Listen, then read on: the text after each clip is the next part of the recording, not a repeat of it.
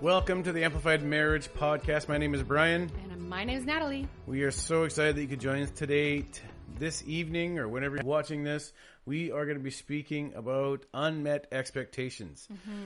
Something in our marriage we've learned the hard way. The hard way is that after almost 20 years of marriage, the uncommunicated, the unknown, the maybe not even close to achievable expectations that are hidden sometimes in the heart, and you've maybe never have spoken to them with your spouse, can actually become things that just build in your heart into a place of just anger and frustration, and you're not setting yourself up to have the best possible marriage that you can. And so today we're going to talk about some of those expectations. And something that I actually read on the internet, it said simple miscommunications can create significant barriers in a marriage and often share a common source, unmet expectations. And so today we want to talk about the very first thing about expectations that really lead to an open and honest communication process is your expectations are known. That's right. And I just want to take a couple steps back where when we do all the right things and you take the marriage prep course at your church, the marriage counseling or whatever it's called now, but we royally bombed that exam and we scored 20% on marriage expectations, and we just could not figure out what on earth was there so complicated as to why we failed that section. And it wasn't until probably 12 years in that it really dawned on us the importance of communicating those expectations or those needs to each other. And so the one we want to start with is the expectations are known. That you've actually let your spouse know that the expectation, what the actual expectation is. It's the unspoken ones that are the killer, but you need to let your spouse know, and they need to be known in the relationship. So if you're communicating them within person, if you don't let people know what the known expectations are, you're setting yourself up for failure. That's right. And I think communication's key. And actually, when we were talking about this today, I don't recall us actually sitting down prior to, even when we were dating, to sit there and really be pointed about our expectations about even roles that we would be in charge of as husband and wives. I think I just assumed. Do you mean like blue jobs and pink jobs? Yeah, I just assumed that, he should know the stuff like dealing with the car and the oil and dirty things, the yard work and all of that would just be sort of a man's thing. And then I would take care of things related to the house. But it was kind of one of those things where it just never was voiced. I just assumed that we knew what each other's roles were going to be. And it really wasn't that case at all. No. And we talked about the expectations that maybe your parents placed on you that you carried from your marriage, from your relationship with your parents into your marriage. How did that affect you? What did that even kind of explain that again? Well, and I don't think it's necessarily a bad concept where, how I was brought up, it was very specific roles that my dad played. And so that was sort of an unmet expectation that was placed in my own eyes towards you, that you should be doing certain things because that's what my dad did. Except that you're not my dad. Definitely not. And this is our relationship, and we could, choose to pull from the things from each other's pasts that maybe worked, but still adapt it for what was relevant for yours and I relationship. Well, and the fact that we're not our parents on either side. That's right. I'm not your dad. I didn't do things the same way that he did. And the expectations were that your mom had on your dad were much different than you had on me. Right. Maybe not at the beginning because you were thinking, well, this is what I know. Because I was 23 when we got married. Right. And you were 21. 21. I knew that, guys. I knew that. But I was only 23 when we got married. And who knew what kind of expectations at the beginning if they weren't ever communicated and you're just assuming I was going to do the same things that your dad did. Yeah. And I didn't do things the same way that he did. That's right. And it really, really kind of set the pace for some built up frustration and resentment later on that would resurface. But was just going to say, as an, like, barely 21, you know, I felt like I didn't even know myself. I hadn't even thought about who I was outside of, you know, moving out of the house and things like that. And so I really didn't feel like I even had an idea of a good, healthy expectation, or even to communicate that with you. Or even, how do you communicate really well when you're that young and early married? When all you're thinking is honeymoon and sex and everything's going to be clean around the house and this is what's going to happen. Right. That's the kind of attitude that we kind of had. I remember thinking that far back. Now we don't even approach any communication issue the same as we did then. Honestly, sometimes we just made decisions back then that really just were a decision that you would make or I would make without ever really talking about it. And that started changing a few years into the marriage. I mean, like, we're talking about expectations. There was not a lot of really big expectations, but things like, how am I going to make the bed? You have a very particular way of making the bed. And how was that? Well, it's just like, this is a small issue in the grand scheme of things now. But back then, and it can just be something as simple as making the bed. I like my hospital corners. I've never heard of a hospital corner. Sheets to be like taut and pulled on all sides so that there's not a wrinkle in it. I like the duvet cover to be the same, and I like my decorative pillows to be arranged in a certain manner, where if I was saying, hey, you know, could you make the bed today? I'm at work, or whatever the deal would be. And there was no way that you were doing hospital corners. One, because you didn't know what they were. And two, it just wasn't, I didn't tell you that that's how I wanted the bed. And so then I'd come home and the bed was clearly made, but not in the way that I would have made it. And it really caused some dissension because it translated to me like you just didn't care about my thoughts or how I felt about something as simple as the bed. But that's how it starts. Because it wasn't a known thing. I didn't know about it. That's right. Hospital corners. And eventually when you finally figured out and told me, I still didn't do the hospital corners. Just because I didn't know how, and you didn't even really show me how. And then one thing about expectations is that they need to be achievable.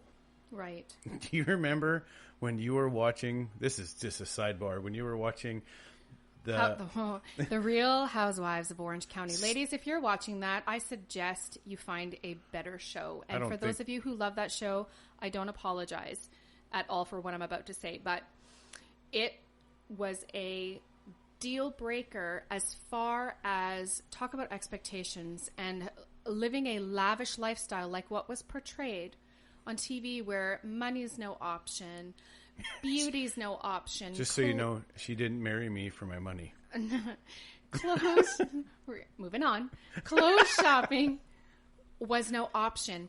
And those were all areas that, like, we were broke and we just couldn't go shopping for this, that, and the other whenever we wanted. And I was watching it innocently at first, and then after a while, it really started to creep into that place where that unmet desire, even, it wasn't even an expectation, but the desire to be able, like, wouldn't it be nice to be in that place where you just walk on a car lot, pick out a car you want, pay cash for it, move on. And it really started to burn a hole in my thoughts and in my heart, and it started to take root, and I started to resent you for the lack in our relationship. And so the biggest thing that we came to that conclusion is that your expectations of me were not achievable. Absolutely and not. I'm not making $500,000 or $1 million a year driving around in Mercedes and Lincolns. And not to say that those that do, that's a bad thing, but I didn't have that kind of money. I didn't have those kind of things. And I wasn't able to provide that for her, but that show kind of twisted her expectations, perception of what I should be doing as the man of the house, doing the blue jobs, what I should be doing to provide for her in such a way that I would come home and she'd just be mad, just be angry at me. And I just came home from work at like 5:30, ready for dinner, and she's sitting there and she's just mad. And she's like, let me tell you about our vehicle, how it's not good enough, or you need to make more money. And so eventually it was one of those things, she just kind of cut that show off, and it's like, I'm never going to be watching that again. And she never has since. No. And we had to have a good long talk about it, but we didn't really realize it until later in the relationship, like 6 months later, when that finally clued into her, right? Like, they have to be an achievable expectation that is something that they can actually reach to. And so since we know what it is and it's a known expectation, we move from a place of it's known into you've communicated it, and now it's something that can actually be achieved, that your spouse can actually achieve that. That's right. And one thing that we're talking about is just mowing the lawn. Early married, Natalie tried to mow the lawn. I didn't like how she mowed the lawn. And the one time she went out to do the weed eating, and that's just a whole different ball game. Yeah, because I thought, what is the big deal about weed eating? So, I mean, I went out in shorts and flip-flops, and there's a guard on the weed eater, and I just thought the guard was like to prevent rocks and stuff from spitting up at you. Anyways, this thing was on steroids of how it was just out of control, or I was out of control. Anyways, it kept skipping all over the edge of the lawn, and I really didn't care because I just wanted to get it done. And he came home less than thrilled about the look of it, but it's one of those things where he's like, I really thank you for considering, doing that for me, because he was working long hours and I was trying to be a help, but please don't ever do the weed eating. Like, I'll take that on from here on in. And she was more than happy to give it to me. I think her words were, weed eating is of the devil. And she was never going to do it again. No, and I haven't done it again. But and so she knew what my style was. She knew what I wanted, and she wasn't able to actually, she could have if she wanted to keep trying, but it was an achievable thing that she could have done. But what we did is we realized in that moment that we compromised, that we can compromise, and we have to be able to, once you know what the expectation is and that it's actually achievable, you kind of got to communicate your way through who's able to do it and who wants to do it, and moving on, or just take the job on yourself if they can't do it. Right. And that's just part of being married, is you have to work through life. I just wanted to say too that we didn't start talking expectations. I kind of felt like we were a little clueless until 12 years in. So for those of you that are, a few years into your marriage thinking, good God, this is something I should have talked about earlier on. Like, it's never too late to start. We started talking about expectations, and it's funny how sort of it just unfolded the more that we started to talk about unmet expectations and, what exactly did that mean? What did that look like for our marriage? It was a game changer. Absolutely. And then we now have known, you've let them know that there is expectations you have, and so that each other's known. You've worked out what's achievable and what isn't, and how are you going to get there? How are you going to compromise possibly to make that thing work? And the next one is you got to have communicated expectations. I think we said earlier, you're not your mom and your dad. No. You married each other. And so the way that someone else does things may not work for you. That's right. And again, like, you shouldn't, it's your own relationship, right? So you take the good things, and apply that if that works in your marriage. That's right. I think there's wisdom in communicating and talking about, what does that look like? Is it expectations of, handling kids if you have kids, or expectations of household chores, or who might stay at home and work from home and who might go out into the workforce. So it doesn't really matter. We had some funny examples about, household chores, but it's not just that. No. And you have to be able to communicate them clearly, and the time to communicate even the little things, like how did you fold the corners, or how well did you clean the bathroom, or did you like the job on the weed eater? The time to communicate those is before they become a problem, right? And not in the heat of the moment. I can tell you that in the heat of the moment, when she yells at me because I didn't do something that was an expectation, you didn't do this, there's no way that I'm going to be responding with, oh, you're right. Yeah. I don't know any couple, and maybe they're out there, but I don't know any couple that when they yell at each other, immediately they're like, do you know what? You're right. I can't believe that I didn't see it that way. And the only way I understood was because you yelled at me so loudly that it just penetrated my brain, and now I know what you're saying. That's There's right. not a couple out there. That's not real. No. And I think too, giving as much detail, because I can think of so many times where I was like, hey, I'm going out tonight. Could you please make sure that the dishes are done? Well, when I came home, the dishes were done all right. But in my mind, dishes being done meant counters are wiped.